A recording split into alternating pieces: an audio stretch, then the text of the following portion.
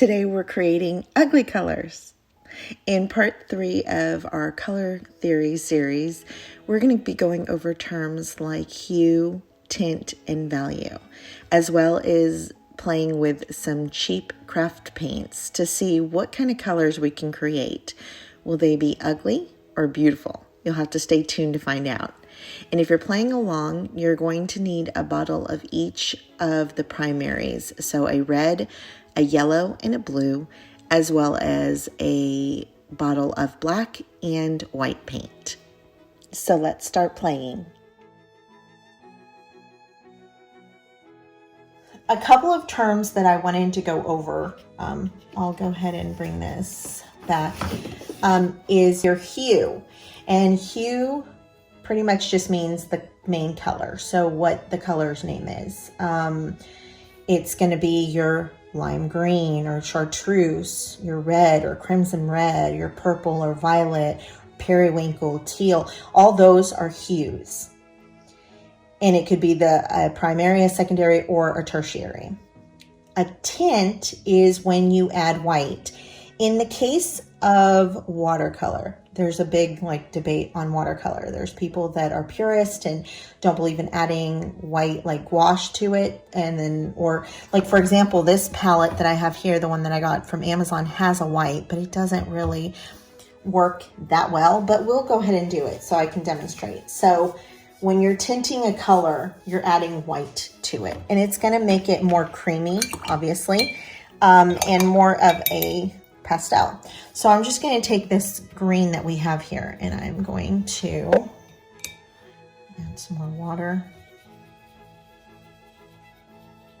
I still had a little blue on my brush, so I'm going to take it and I'm going to put it down here and I'm just going to dip into that because we already know that the blue is so saturated. And so let me get another piece of paper.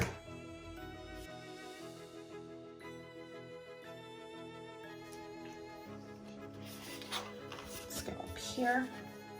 And so now we've tinted the blue with white and we're gonna keep doing that. That's pretty much the same. I'll try. There we go.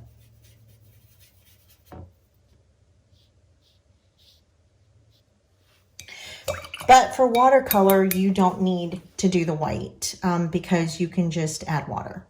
And I'll show you that in just a second. Because that's ideally the same as if I'm going to get some water. I think I'm in frame. And I'm going to take the slightest little bit of that blue. More. Let me get that color here. And then if I add more water, I'm going to start diluting it. So you can see, but it's up to you, whichever one you prefer. Now, after tint, we have shadow, and that's where you can add black.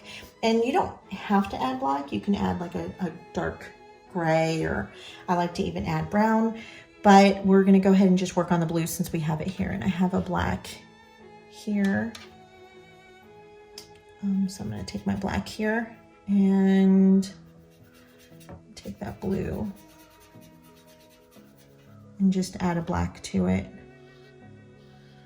And kind of gives it a smokiness. So this was our original blue.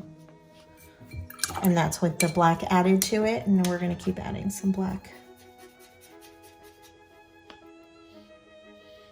It's a beautiful color.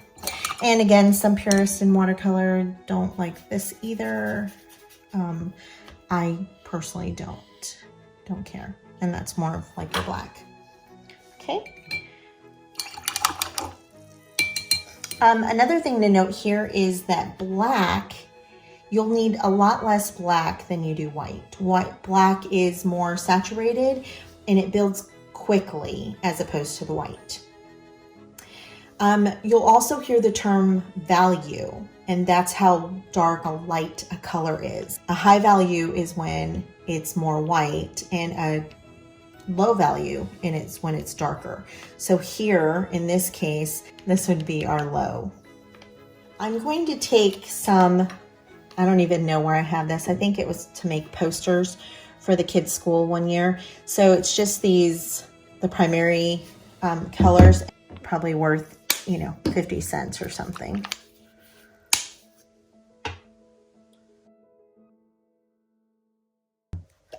And then my blue. I'm just going to do a quick swatch of them.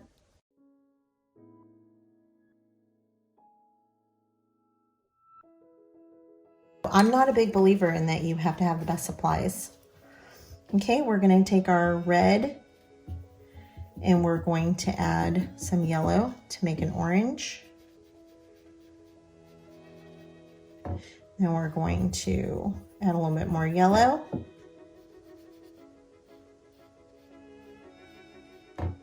And keep going.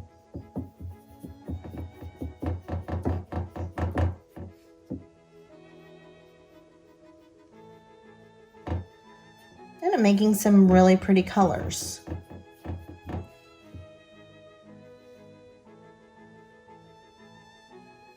Okay. Now I kind of mucked up the yellow with the red.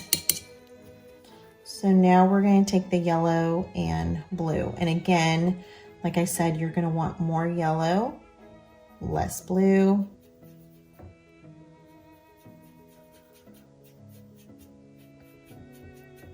Okay. Add a little more.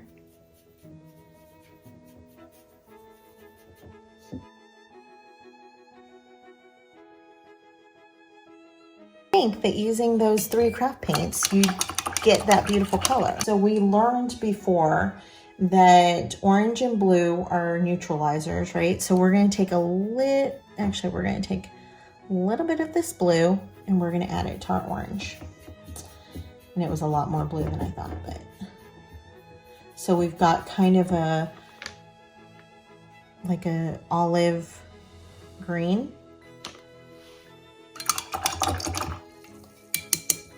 I'm going to build up an orange again.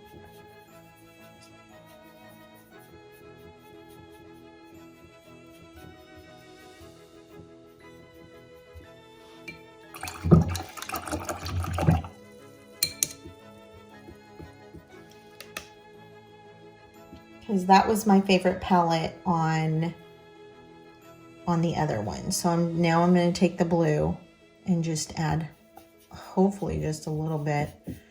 I might have gotten heavy-handed again. If so, I'll just mix some more orange because I think I'm going to need more orange.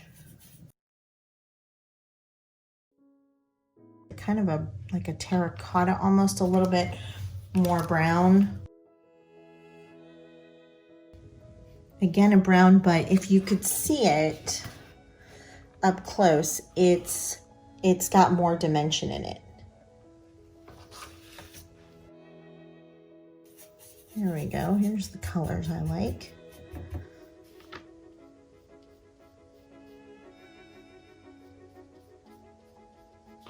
So pretty.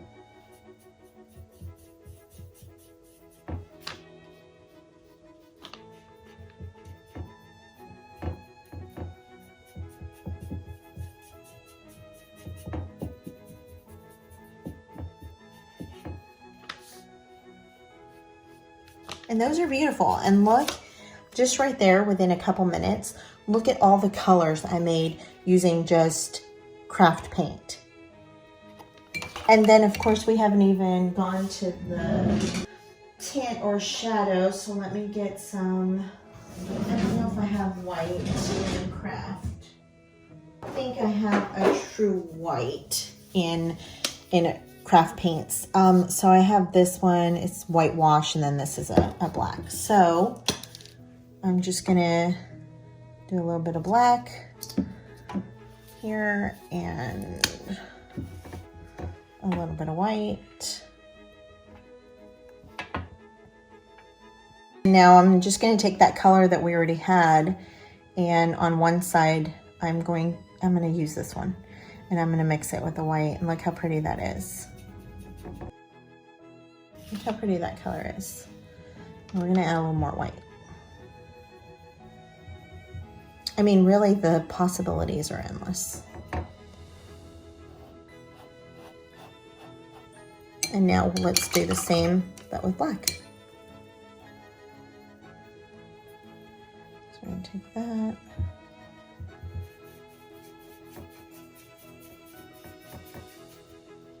And so that's one of these. And it went kind of more black. Let's try this instead. There we go. Remember, the black, you barely need any.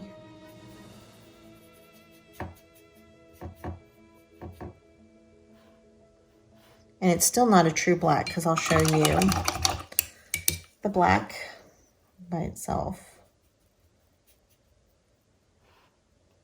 So it looks like it's a black, and you could substitute it for a black, but it's not a true black.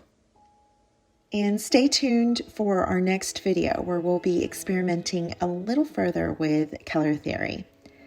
You will need some watercolors. Any palette will do, as long as it's got some form of primary in a red, yellow, and blue. I will be using some liquid watercolors to show you guys that the primaries don't have to be your traditional colors, and they can be more vibrant or even less vibrant. And if you decide to join along with me, I would love for you to tag me and show me what you came up with using your color palette. Until then, see you soon.